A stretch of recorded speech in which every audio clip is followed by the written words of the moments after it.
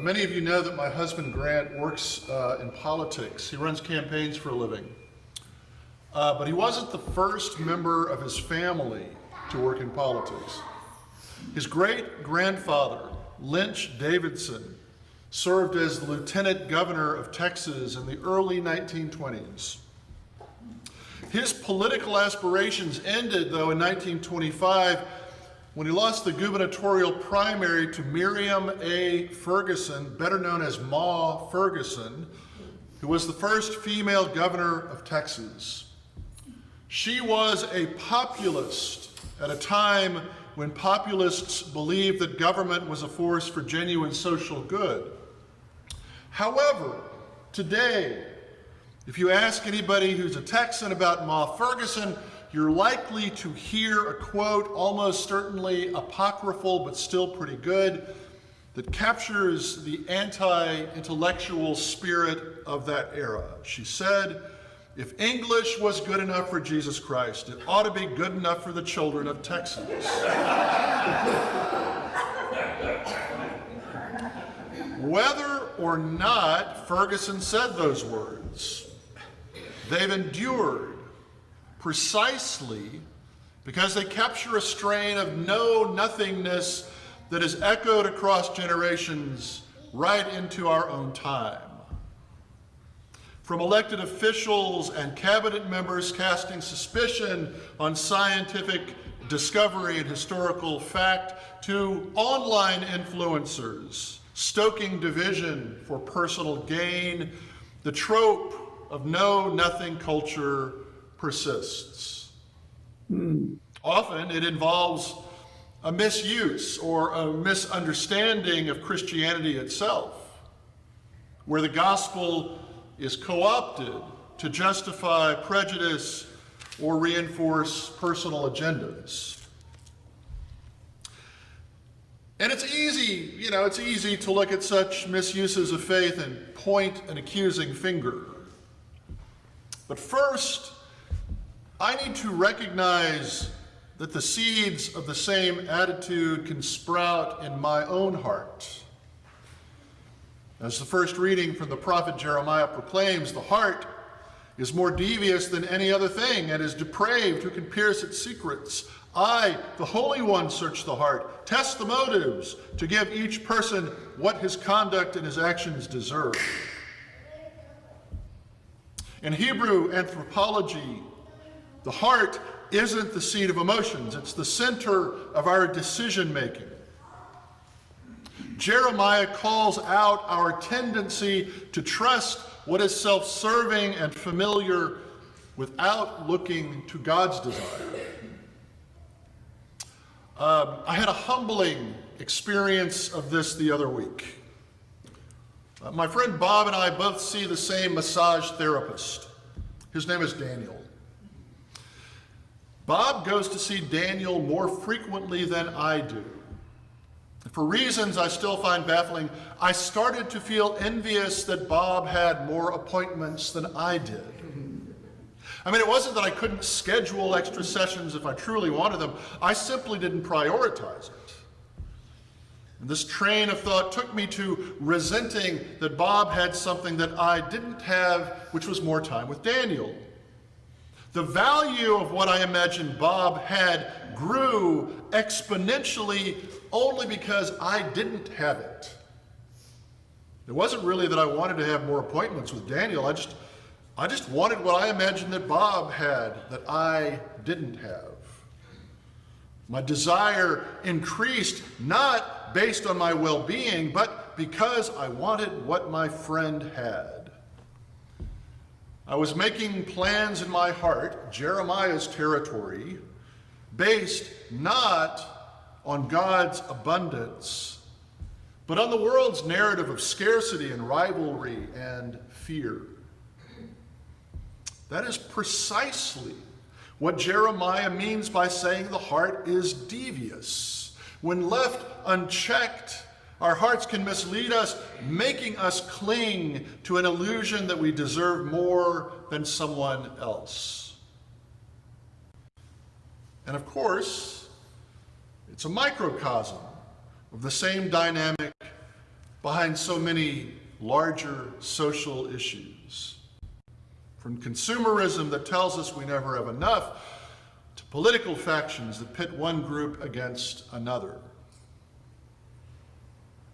It is easy for the human heart to default to competition and suspicion. And it's not always a conscious choice. Sometimes it's simply the cultural air that we breathe. And it's precisely this kind of distorted heart, this distorted desire, that Jesus calls us to examine. Religion easily becomes the backdrop for human fear and rivalry. From the apocryphal words of Ma Ferguson that English was good enough for Jesus Christ, to current slogans that dismiss or demonize outsiders, there's a familiar pattern. Weaponize faith to uphold prejudice.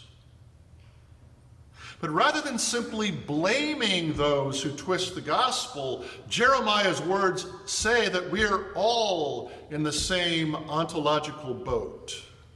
All human beings are tempted to the same pitfalls: envy, fear, and rivalry. If we're honest, any one of us can be tempted to appropriate God's story for our own ends. So Jeremiah calls us to turn our hearts, our decision-making centers, towards God's desire. Instead of looking at each other through the lens of rivalry and scarcity, we are called to see one another through God's loving abundance. And if my experience is any indicator, this requires a lot of effort.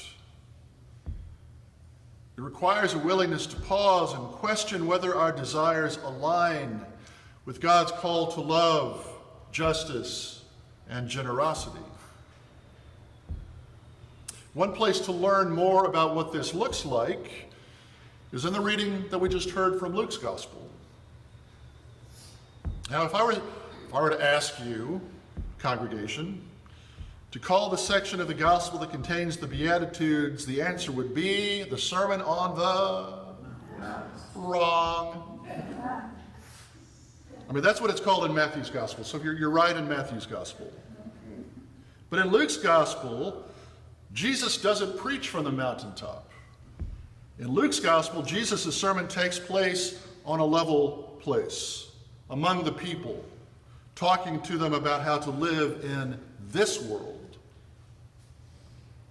Not only are the disciples there, by the way, the residents of Judea and Jerusalem show up, and the people of Tyre and Sidon are there too. These people traditionally known as the Canaanites, the ancient enemies of the Hebrew people. Jesus stands on the same level as the people, preaching to insiders and outsiders, strangers and friends. In other words, he's preaching universally to all people.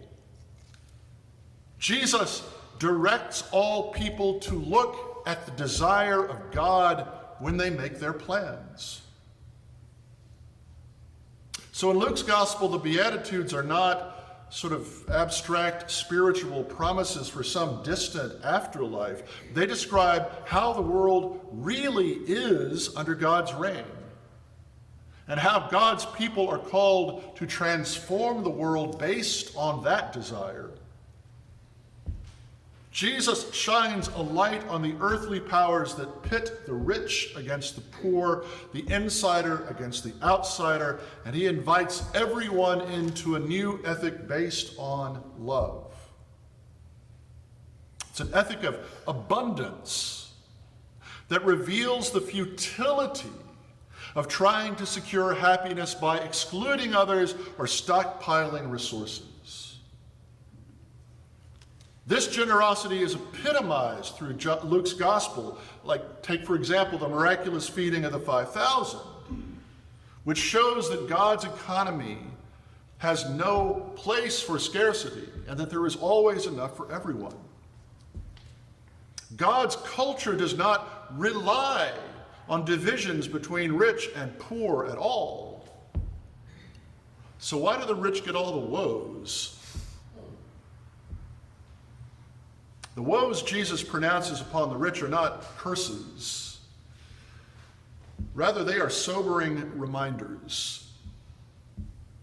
Those who cling tightly to worldly wealth and power inevitably miss out on the greater joy of living in God's economy of sharing and compassion.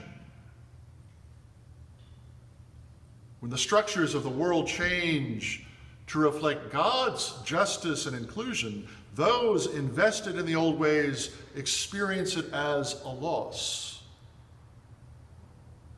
The good news, however, is that God's desire is not to punish, but to liberate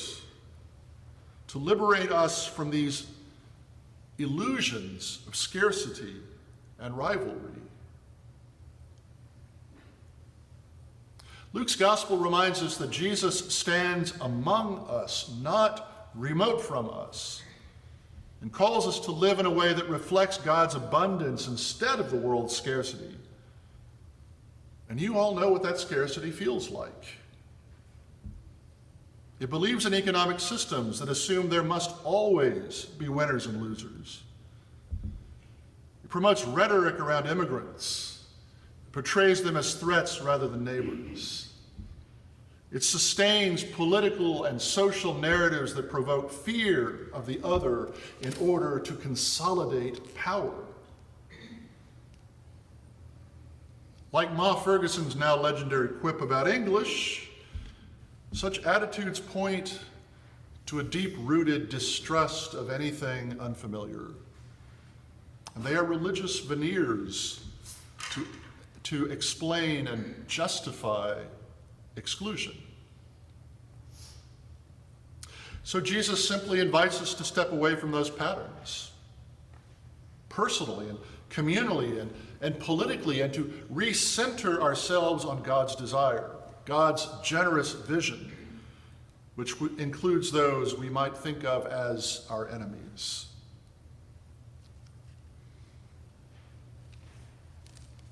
Know-nothing Christianity is based in fear. Fear of losing identity, fear of losing resources, fear of losing security. And that fear is real, which means we must empathize with those who are afraid.